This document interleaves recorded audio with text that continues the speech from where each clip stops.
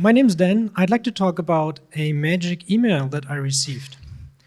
So when I was a kid, I really enjoyed sitting in front of the TV, especially when David Copperfield was on TV and did one of his awesome tricks, for example, this flying trick. And I was amazed by it, and I couldn't understand it, how it works.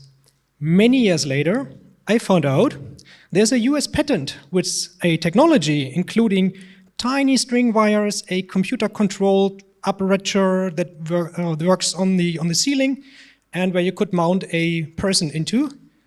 And although we don't know if that is what David Copperfield used, I think it might be that.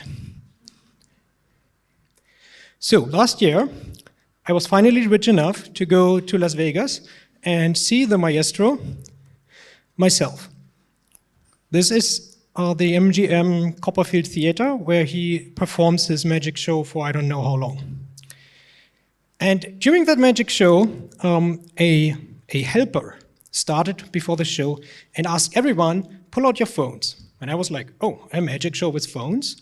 That's going to get interesting because I can document all the tricks. Not that far. But he asked us to send him an email, and we all pulled out our phones in the audience, sent an email to that specific email address, and then the show started. The magician comes on stage, has a very old iPhone in his hand, and does something where he says, I will now reply to all of your emails with an email from the future. We all know that doesn't work. But he asked us to pull out our phones.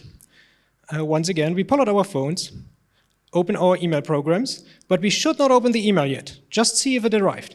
And indeed, it arrived. There was an email, the letter, do not open yet. After the show, I opened the email because I was super excited. What is this email about? And this email had a picture that was taken before the show started, with Mr. Copperfield unrolling a piece of paper, and we couldn't see it from the audience, but we could see a picture being taken right before he sent the email.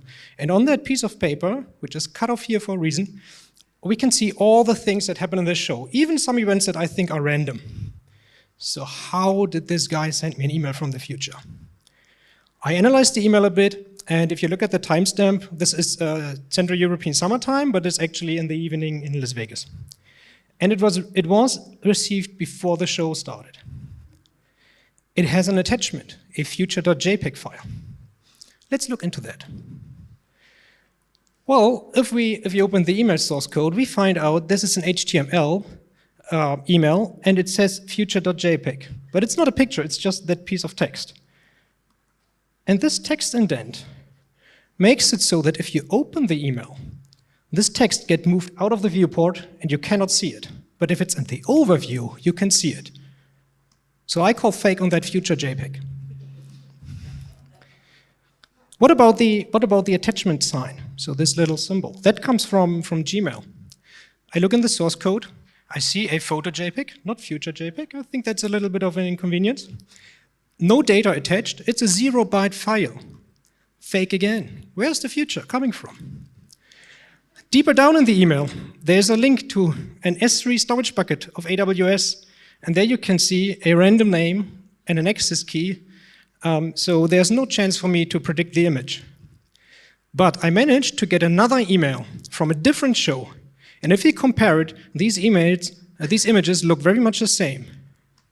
And if you look at the content, the blue part is generic. It's the same for every show. I analyzed a couple of shows. The red part is random. That is actually random.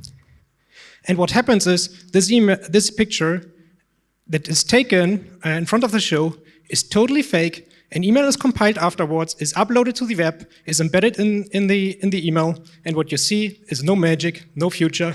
Still, this show is super awesome. It's amazing. Go for it. Thank you.